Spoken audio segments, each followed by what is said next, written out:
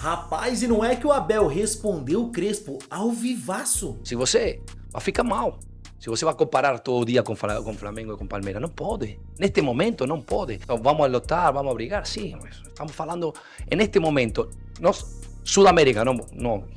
Palmeiras y Flamengo están en otra dimensión. Es otra cosa. Sudamérica, não só no Brasil. O Palmeiras tem dinheiro.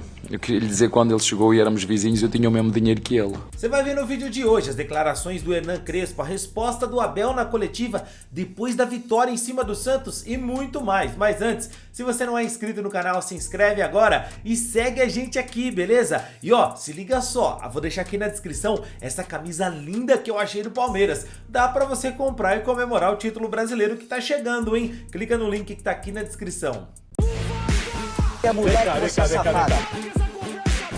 Depois do empate com o Flamengo, o Crespo deu uma declaração sobre a situação do São Paulo e a diferença que se encontra hoje o tricolor paulista e a equipe rival. Eu queria escutar a sua opinião sobre o futebol brasileiro hoje, com toda a sua experiência e também a sua vivência de São Paulo, além do dinheiro. O que você entende que esses clubes têm, que eles estão sempre brigando pelos títulos menores, maiores, enfim.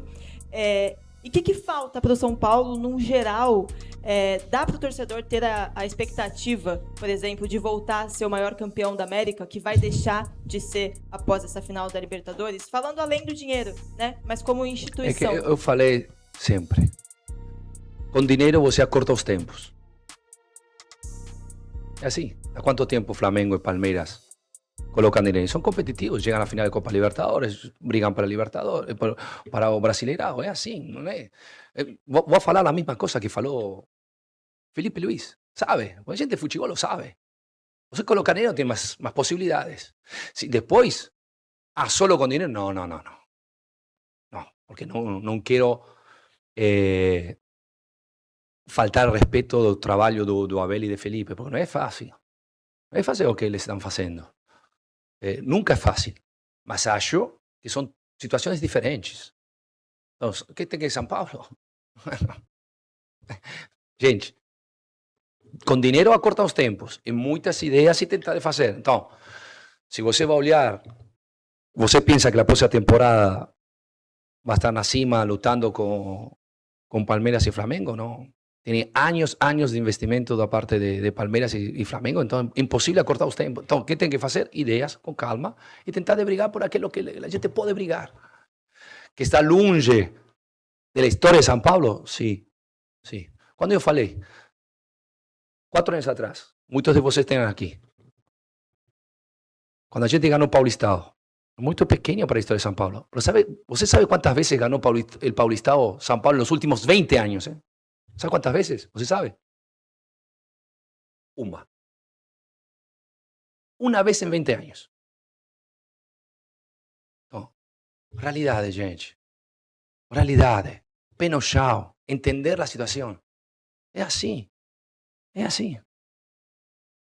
Então, vamos a lutar, vamos a brigar? Sim. Estamos falando, neste momento, nós, Sudamérica, no. Palmeiras y Flamengo están en otra dimensión.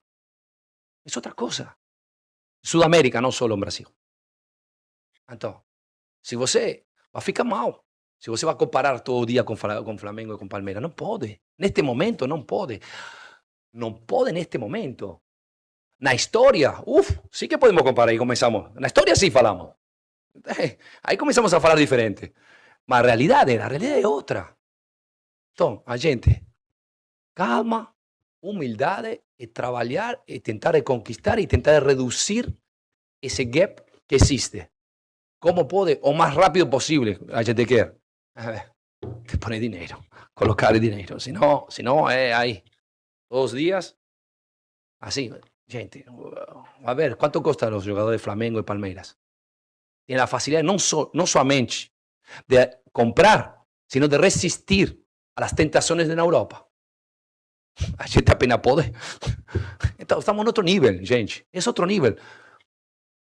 Faz mal? Sim, muito mal. Por quê? Porque a gente tem na mente o grande São Paulo, que estamos trabalhando para isso. Quanto tempo vamos a ter? Temos que fazer as coisas bem por muitos anos. Muitos anos. Fazer as coisas bem. E aceitar que podemos errar no caminho. E o Abel, depois da vitória sobre o Santos, fez questão de responder o Crespo, eles que são muito amigos.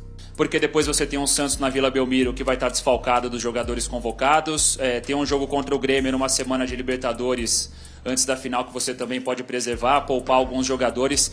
Nesse contexto do planejamento que foi montado para uma reta final tão importante, qual é o tamanho dessa vitória de você poder abrir 3 pontos agora em relação ao Flamengo, que é o segundo colocado na tabela, 2 vitórias a mais, o tamanho de um resultado positivo como esse contra o Santos, considerando esse contexto todo?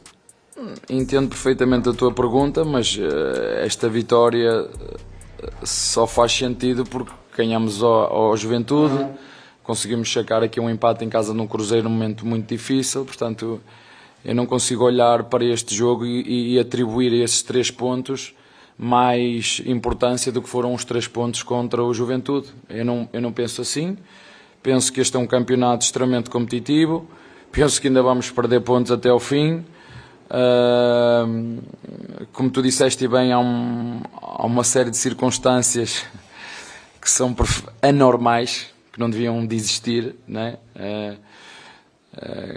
Como o Sr. Ancelotti disse muito bem, a prioridade é a seleção, sem dúvida nenhuma, como eu entendo, mas não me parece justo nem correto numa altura destas nós estamos a discutir títulos e estamos a ficar sem jogadores para as seleções fazer jogos amigáveis.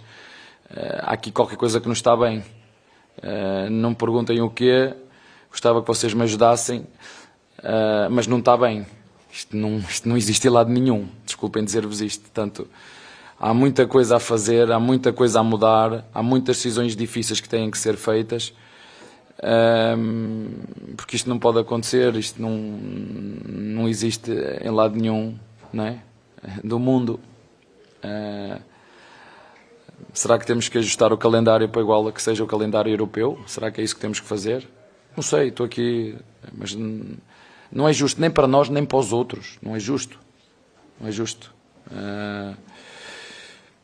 Mas pronto, temos que, como tu disseste bem, temos que jogar com aquilo que se está a passar, mas acho que sinceramente devia ser algo de uma reflexão profunda e às vezes até um bocadinho vergonhoso quando me perguntam o que é que está a acontecer num momento difícil, numa reta final importantíssima, e nós a estarmos a ficar sem jogadores para as seleções. Alguma coisa está mal aqui.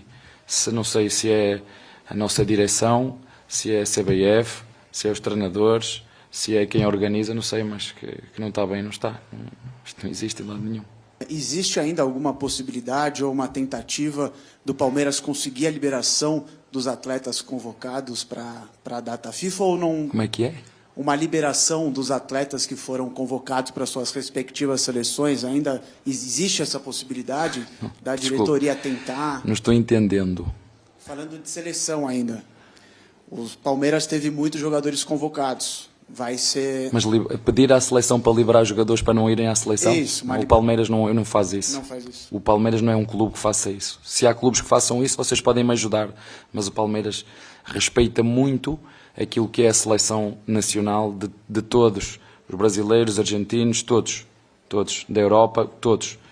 Isso não é uma pergunta que tu a fizeste e por isso é que eu estava a dizer, não estou a entender. Que autoridade tenho eu ou que tenho o Palmeiras para pedir a selecionadores para desconvocar? Mas se isso existe, tens que dizer quem são os clubes que fazem isso. Via um amigo Crespo a falar que o Palmeiras tem dinheiro. Eu queria lhe dizer, quando ele chegou e éramos vizinhos, eu tinha o mesmo dinheiro que ele. Não é? Aliás, quando eu convidei para vir a casa jantar, quem pagou foi ele. Fui eu que paguei, não foi ele, fui eu. Mas na altura o Palmeiras não tinha assim tanto dinheiro. O que o Palmeiras fez foi apostar na base e vender jogadores. Os títulos trouxeram prestígio, o prestígio trouxeram patrocínios. Isto é todo um ciclo vicioso, mas começou primeiro por apostar na base. Vender 4, 5 jogadores da base, que fez com que nós estabilizássemos financeiramente e que este ano, sim,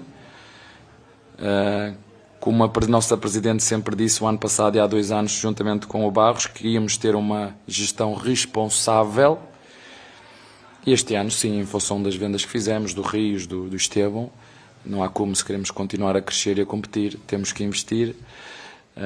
Vocês ouviram-me falar dos crocodilos no bolso, ouviram-me aqui uma outra vez, mas isto é só para brincar um bocadinho com como é que se ganha. O dinheiro ganha-se trabalhando, com processos, acreditando em algo, e é fácil, basta olhar para o Palmeiras quando nós chegamos aqui, como é que as coisas foram acontecendo. Isto é um ciclo vicioso, posta na base, títulos, prestígio, valorização do clube, valorização da marca, patrocínios, sócios avante, futebol que as pessoas gostam de ver. Isto é todo um ciclo vicioso, está bem? E era... Mas e aí, torcedor? Você sabia disso? Qual que é a sua opinião aqui? Quem tem razão nessa história? Deixa nos comentários, quero saber a sua opinião e não esquece do like no vídeo.